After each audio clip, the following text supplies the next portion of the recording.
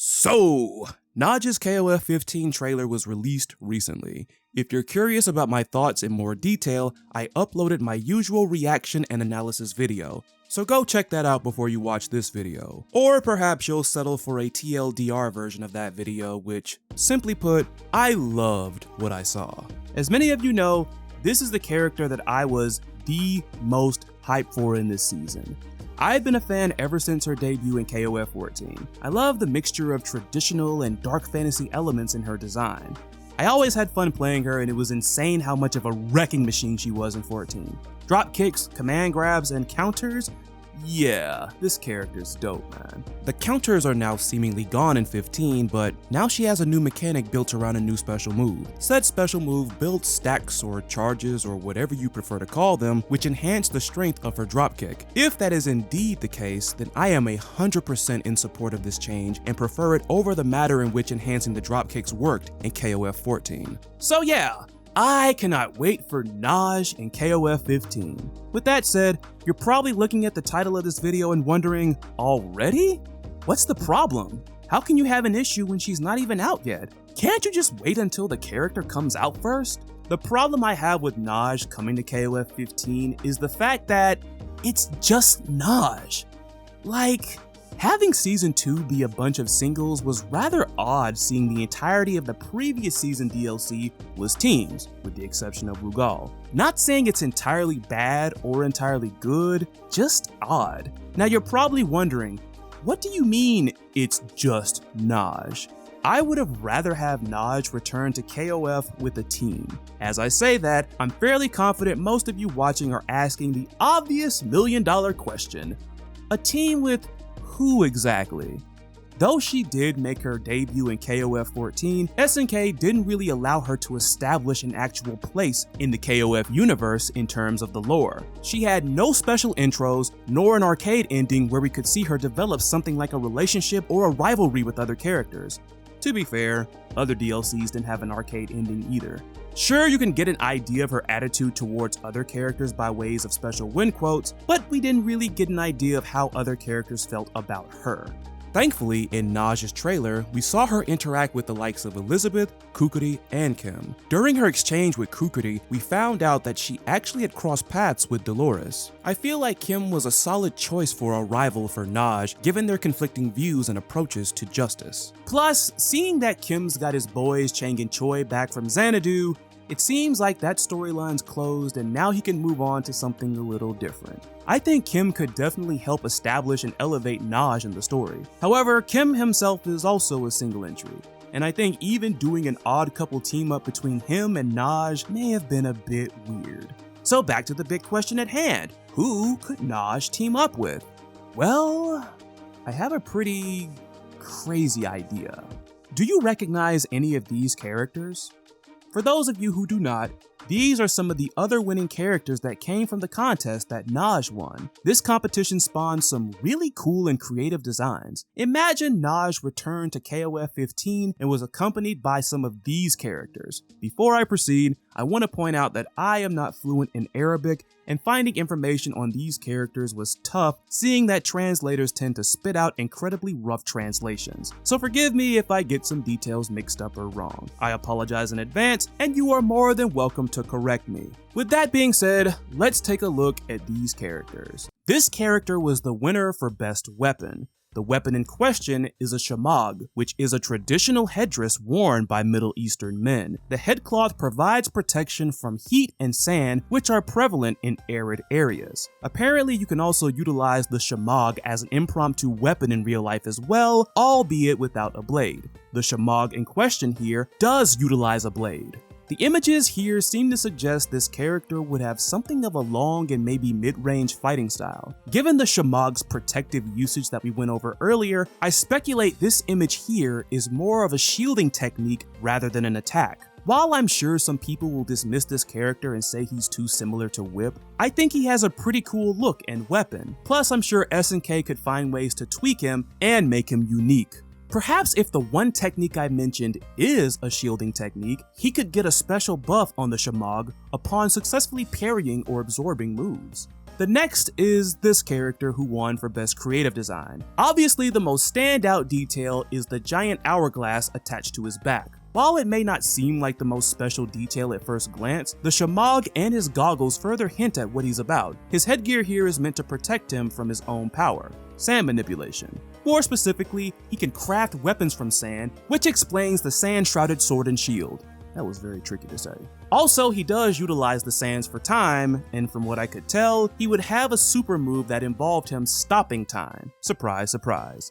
All in all, it's his ability to craft weapons from sand that had me sold. I'd personally want him to craft more than just the sword and the shield. I know having yet another sand manipulator might make some people roll their eyes, but there are ways to make him unique from Kukuri. If they just limit him to using a sword and shield, I could see him being a stance character or having a unique meter where he could use his sand weapons in a certain time interval or something. Moving along, we have this guy, and spoiler, he's my overall favorite. You'll see why momentarily. His headgear is actually a human-sized hood akin to those you might have seen in falconry. For those who don't know, falconry is the sport of hunting via the usage of falcons and other birds of prey. Fitting a falcon or raptor, if you will, with headgear to cover its eyes is known as hooding. As birds of prey rely heavily on their sight and react to that which they see, this is done by falconers to calm, control, and condition them to get accustomed to human interaction. This kinda ties into the character's backstory, as he formerly made falcon hoods for a living. An incident led to him becoming blind, thus further explaining his falcon hood themed mask. He became a pro wrestler and seemingly based his gimmick on his previous occupation, which does happen sometimes in wrestling. This also appears to go far beyond just his outfit, as there are some Falcon-themed moves seemingly shown here. So of course, I'm a sucker for some pro wrestling characters. In addition to that, not only would I love to see him clash with KOD, but I could imagine those two developing an interesting rivalry. Book it, SNK.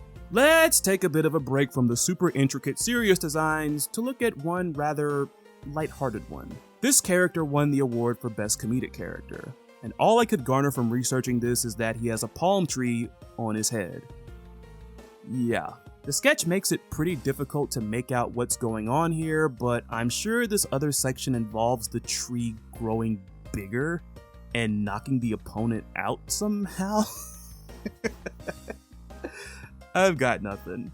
Then there's this character who won the Audience Choice Award. All I could get from this is that he has a more modern fashion sense. He apparently fights with a hybrid of street fighting and more refined martial arts such as Aikido and boxing, and he's armed with a dagger that he uses for supers. There was a bit of info seemingly talking about his backstory, but the rough translations didn't really do much for me, so yeah. And now I've saved what I think is the best for last, and that is this character.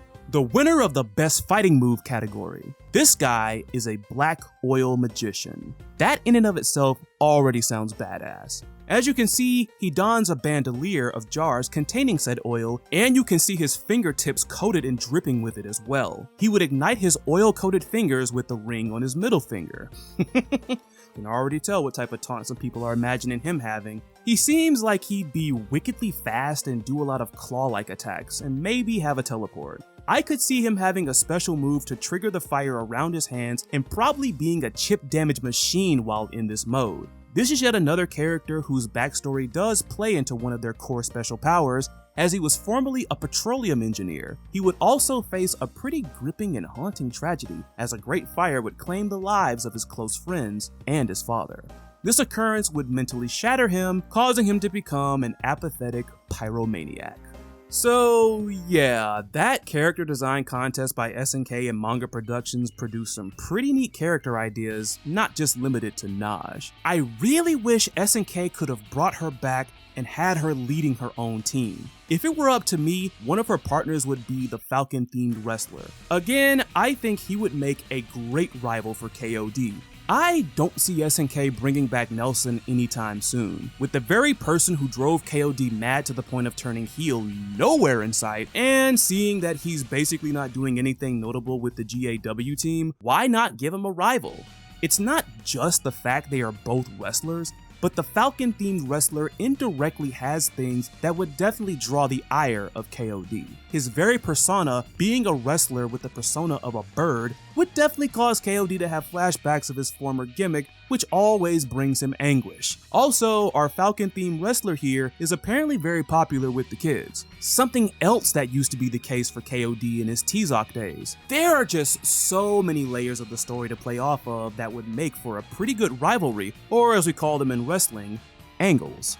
For Najd's second partner, I would choose the Black Oil Magician. Surprise. Aside from also serving as the speedster of the trio, theoretically speaking, this character is just too cool to pass up. SNK could get very creative with his gameplay, whether they decide to make him a chip damage king or perhaps give him something like burning damage over time similar to Yamazaki's Pit Viper. Also, that Great Fire storyline could definitely be an easy gateway for him into the KOF lore to start something like a rivalry. Perhaps something leads him to believe that the perpetrator behind the fire is going to enter the tournament? I can see a chunk of good ideas for him. Of course, I can acknowledge several reasons why this didn't happen. For starters, there's a good chance that SNK only worked out a deal to get ownership of the grand prize winner from this contest. Sure, these other characters who won in these other categories got some notoriety, but we haven't seen any trace of them being used in KOF 14 or 15. So while I couldn't really find any concrete info about the terms that the competitors and SNK agreed to, I think it's safe to say that SNK doesn't have the rights to these other characters. Another reason I think Najd didn't return to the main roster alongside a team of new Saudi Arabian characters is that SNK was seemingly moving away from country-based teams. None of the teams on 15 starting roster or in the Season 1 DLC are named after a country. This is also mostly true in terms of the team structures, as only one team consists of a trio of characters from a single country, that being the Sacred Treasures. There are a few other things I take umbrage with in regards to SNK's handling of Najd. Those of you who have been watching me for a while know that I hate when a fighting game character is DLC in back-to-back games. Also, I haven't been a fan of the story presentation with the Season 2 characters. Like, just throwing up a mere still at the end of the story to me is just underwhelming. Fortunately, with the release of Najd's trailer, SNK did grant my wish of establishing her place in the KOF lore. Although I still wish the story presentation was better, I think the way in which all of Season 2's DLC characters have been handled actually works best for someone like Najd. Again, unlike all the other confirmed characters in this season, Najd hadn't been formally established into the lore prior to 15, and this could be seen as something of a grand entry. I cannot wait to see her win quotes in her story ending. I envy those at EVO that will get a chance to try her out early. My good friend Tech the Fallen, who I've done several collaborations with on here, is actually going to EVO, and I hope him, my other friends that are going, and just everybody in general just has fun. Period. I'm also pretty confident that we'll also learn who the final two characters in Season 2 are, and again, there is no hate coming from me towards Shingo, Kim, Sylvie, Totsugeki, Paula, and Genetz, but Najd is really the only character confirmed for Season 2 that I was hyped for. And as I said in my trailer reaction and analysis, she exceeded expectations. But yeah, that's all I got for this one. What do you all think? Are you hyped for Najd? Are you not? What did you think of all the other characters from the design contest that we mentioned in this video? Which one was your favorite? Let me know below, and until next time, I am Chrysalid, signing off. You all take care of yourself, be safe out there, be cool to each other, and stay cool by staying hydrated this summer. See ya.